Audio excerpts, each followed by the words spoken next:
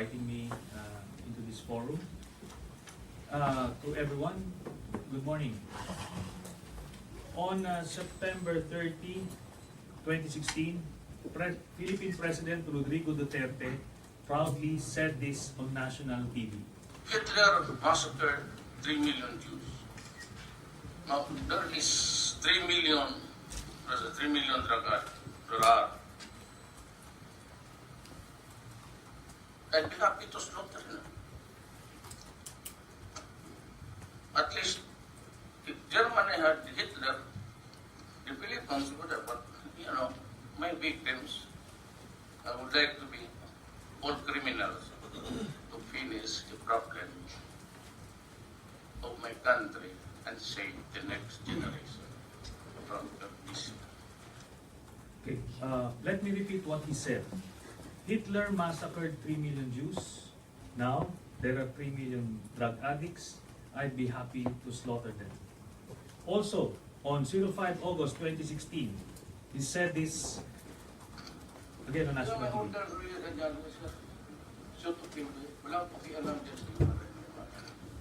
I don't give a shit kung anong gusto nilang sabihin.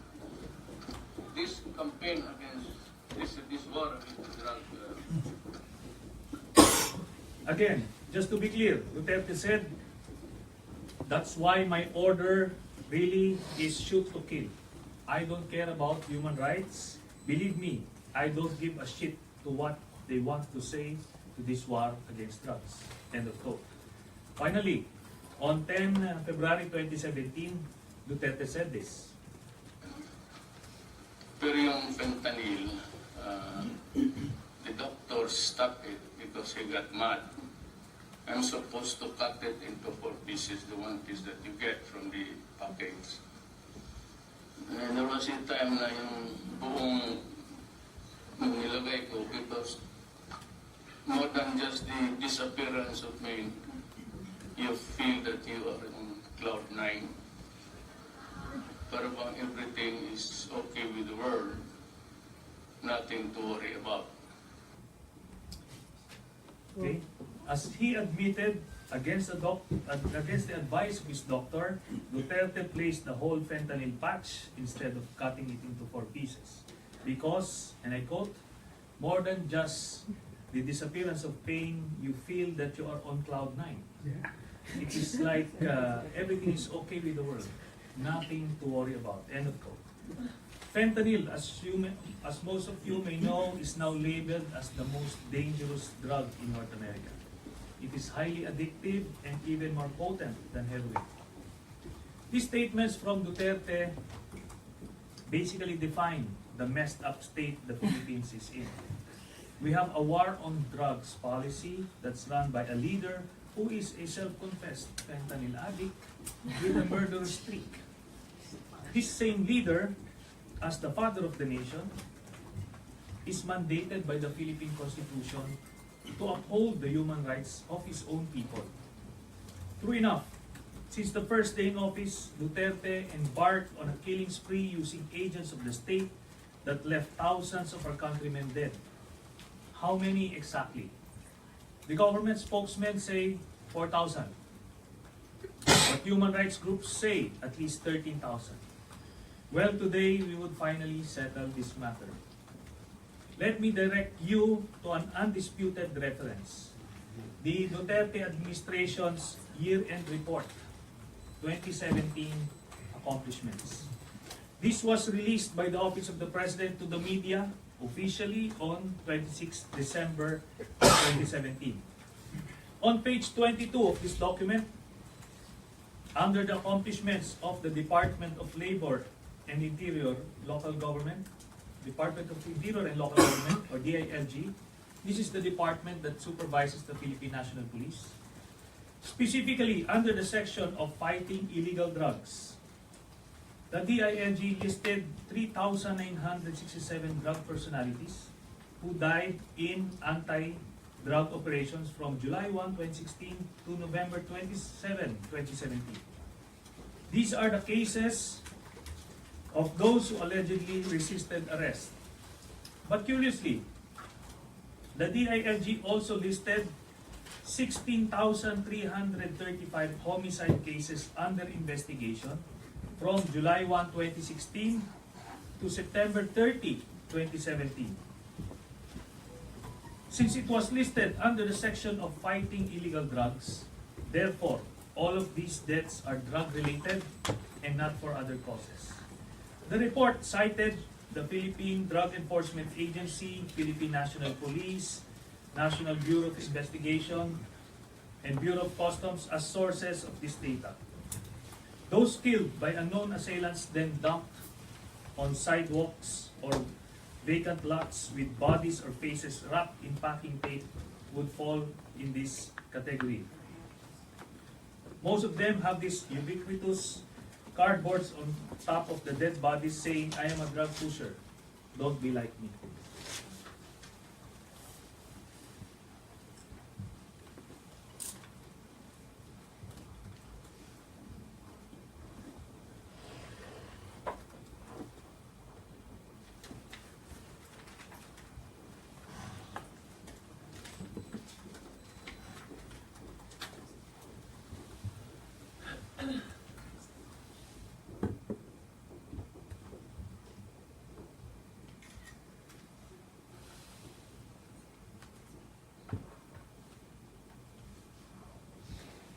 Now, before I get accused of peddling fake news, this accomplishment report was reported in various media outfits like GMA News Online. These are the major news outfits in Manila.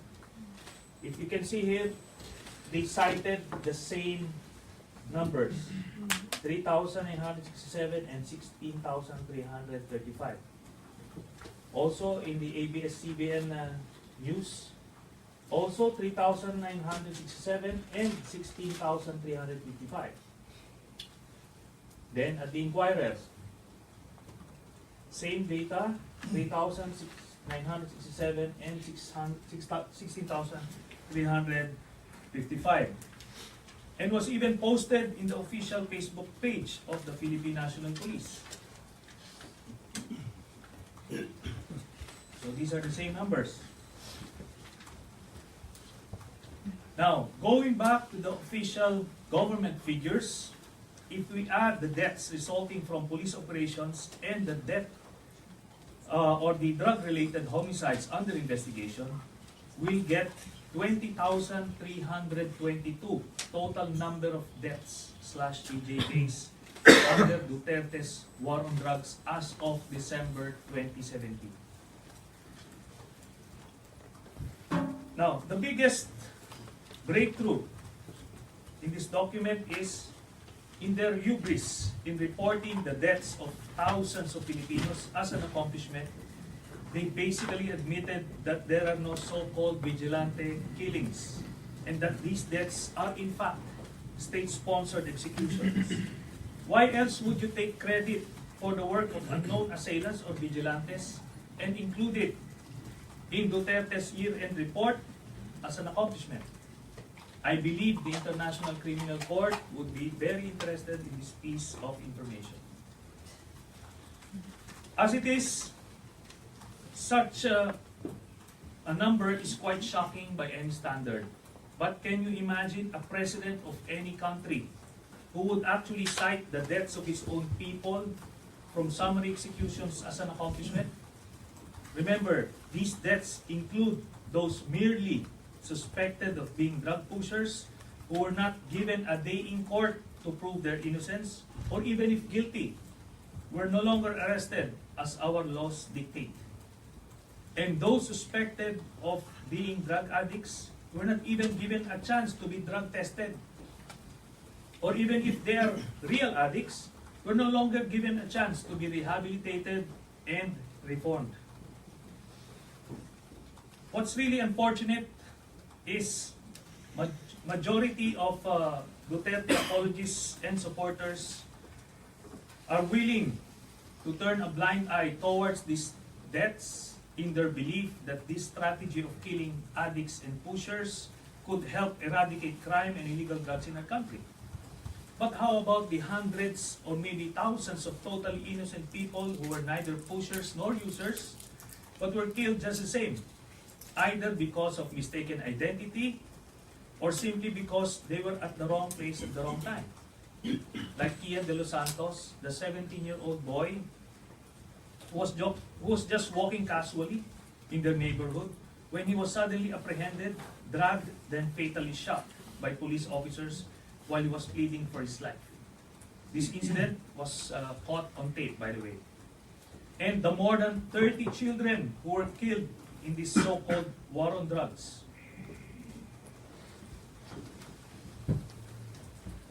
Like Sa Niño Butukan, a 7-year-old boy. Sa Niño died when he was hit by a stray bullet while the police were conducting an anti-drug operation in Consolacion, Cebu last December 3, 2016. Danica is the granddaughter of a drug surrenderer. 3 days after her grandfather surrendered to the police, an unknown man repeatedly shot him in their house in Dagupan. Danica died due to a shot in the head last August 2016. Althea died with her father when they were repeatedly shot by policemen in Gihudmungan, Negros Oriental. Her father allegedly fired a gun to the policeman and was suspected to be a drug dealer. Francisco, a 5-year-old boy, died when their house was repeatedly shot by unknown suspects in Pasay City last December 11, 2016. His father was suspected to be a drug dealer, also died. Now, aside from those directly killed, there are now orphans because of those victims who were killed. According to the Assistant Secretary of the Department of Social Welfare and Development, an estimate of 18,000 children have lost their parents because of the war on drugs. This one, the case of Joaquin Garbo. He had 10 children before he was killed. Hours after he was arrested from their house and was brought to the Special Anti-Illegal Drugs Unit in Nabotas, Joaquin Garbo was found dead. His wife and 10 children were orphaned. This had a bad effect on his son, John Ryan, who keeps on saying, "I will take revenge for Papa." They took and killed him. He was just sleeping. Sometimes he was seen by his aunt playing with a toy gun. According to John Ryan, "This is just a toy. It's not mine. This is just plastic, not like the one they used to kill Papa."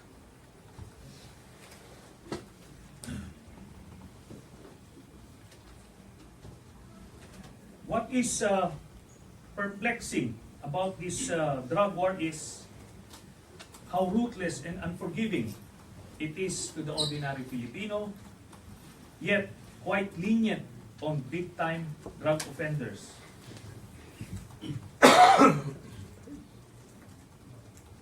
The Department of Justice cleared everyone implicated in the importation of the 6.4 billion peso shabu shipment. Next. And here's the thing. Duterte promoted the DOJ prosecutor who exonerated those implicated in this shabu smuggling case. Next. Just last Monday, the DOJ cleared suspected drug lords from their cases at the department. This one in the picture is a friend or a compadre, as we call, of Duterte himself. Peter Lim was named by the Philippine National Police, the Philippine Drug Enforcement Agency, and Duterte himself as the biggest drug lord in the Philippines. Yet, he was cleared of all charges. Next. Worse, Duterte promoted the DOJ prosecutor who cleared Peter Lim and the other drug lords from their illegal drug cases. So, it is clear now, this is not a real war against illegal drugs as claimed by Duterte. Now, the question is, what is it for? Well, based on our analysis and inside information, the nationwide EJ case are but part of Duterte's diabolical plan to control every segment of society, much like what he did as mayor of Davao City. It is meant to strike fear in the hearts of the people so he could control and manipulate them. Expanding further, Duterte in just 20 months has weakened practically all democratic institutions in the Philippines and now has almost total control of every sector of Philippine society. He has been persecuting the political opposition, like Senator De Lima, and as mentioned by Senator Marco, just this morning, the Department of Justice has filed a case against me for inciting to sedition. Inciting what? I really don't know. But that's how the Philippine courts are now working. He has been harassing mainstream media, undermining the church, attacking the ombudsman. The Chief Justice of the Supreme Court right now is facing an impeachment complaint herself. And most of all, he has corrupted the police. Moreover, there is now a perpetual martial law in Mindanao. A few months ago, Duterte even floated the idea of declaring a revolutionary government. And now he is attempting to amend the 1987 Constitution to ensure his hold on power beyond his term. Truly, all these tactics are straight out of a dictator's handbook. Even the ICC, before Duterte withdrew from the ICC, was not spared from the harassment. Truly, there is a creeping dictatorship in the Philippines, and the Filipinos are helpless witnesses to it. So the question is, how do we get out of this mess? Well, the international community, to include the foreign media, has been very helpful in calling out and putting pressure on the Philippine government to stop the extrajudicial killings. Because of this, the government has been forced to step back and is now trying to repackage the image of this drug campaign. For this, we are very grateful. But the killings continue. Thus, we appeal for your continued monitoring of the Philippine situation and that you continue to urge the Duterte government to respect human rights and the rule of law. On our end, as the political opposition, to make Duterte accountable for his actions, we filed a communication at the International Criminal Court on crimes against humanity committed by Duterte. Recently, the ICC has announced that they will conduct a preliminary examination on this, and we are earnestly hoping that this would lead to a formal investigation and the eventual arrest of Duterte. Incidentally, just yesterday, Duterte officially withdrew from the ICC, as mentioned earlier. Fortunately for us, based on the Rome Statute, a withdrawal will only take effect a year after the official notification. So bad news for Mr. Duterte. The ICC cases will continue. Finally, while Duterte remains relatively popular in the Philippines, his numbers have declined significantly compared to when he first assumed office and are expected to decline further. Filipinos may be timid and patient, but we certainly know right from wrong. And we do have a tipping point. Ultimately, as it should be in any functioning democracy, the fate of our country is in our hands. Still, we expect this to be a very difficult battle. But we certainly believe that Duterte is one evil man. And being so, he is on the wrong side of history. Since all evil tyrants who lived in this world before him have been struck down from their thrones eventually and suffered ignominious ends. Thank you.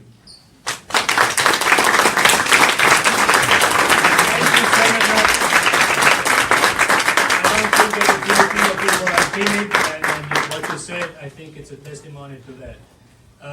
Incidentally, two heads of states over the last 2 weeks have one declared that the death penalty should be applied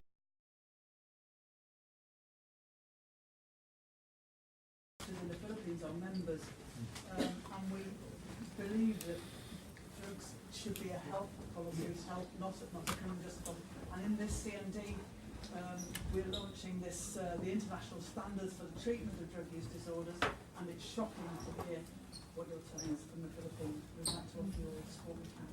Thank you so much. Yes. I think the senator and the human rights is giving us the fake or not the real figure of the Philippines. Because the 3,000 is only, accepted by the police, but the 16,000 is home site. So you could not equate the 3,000 to 16,000, and you could not sum it up into 20,000. That's very dubious. And the other one is, Mr. Senator, you are saying that the popularity of the president is going down. But if you look at the survey, there are already 85% of the Filipinos supporting the president. Why? Because they feel that they are safe now compared to the previous administration. I am from Mindanao. Yes, there is martial law in Mindanao, but we don't feel the martial law of Marcos in Mindanao. We are free to roam around. And we feel that we are protected against the communists, against the ISIS who is working in Mindanao. So I think the senator, and I believe the senator is not giving us the right figure. He is falsely leading us to believe that what he has is right. The Philippine government is also protecting the lives of the innocent people. Drug dealers and drug lords are not armless. No, they have guns. They are ready to kill our police or law enforcers. How many police we have died during the operation? They are using what we call the standard, legal engagement. How to deal with criminals. How to take care of the criminals. So our criminals and drug lords in the Philippines are really like criminals because they have arms. They are armed. They are fully armed. So I don't think you are picturing the Philippines, you are painting the Philippines in a bad scenario where the majority of the Filipinos is supporting the president. Human rights? How about the human rights of those who are innocent? So, so we've been asked for by the next group to allow them to prepare any Well, I was very careful in presenting the data. This data came from the Duterte administration. Yet only the 3,000, but the 16,000 is in No, doubt. The 16,000 is here. It's there. It is there. Yeah, so we're very careful, and it was reported in the media. They presented it publicly in the media. Now I totally understand where you're coming from. You're not privy to the kind of information that we have. We're looking at things on the ground. I'm 100% sure that if you saw what we have seen, then your opinion will also change. Now, as to the public opinion polls, when Duterte assumed office, his rating was in the 90s. You know that. That's a fact. That's also reported. Now, last December, it's in the 80s, as you said. Yep. But wait until the next survey comes.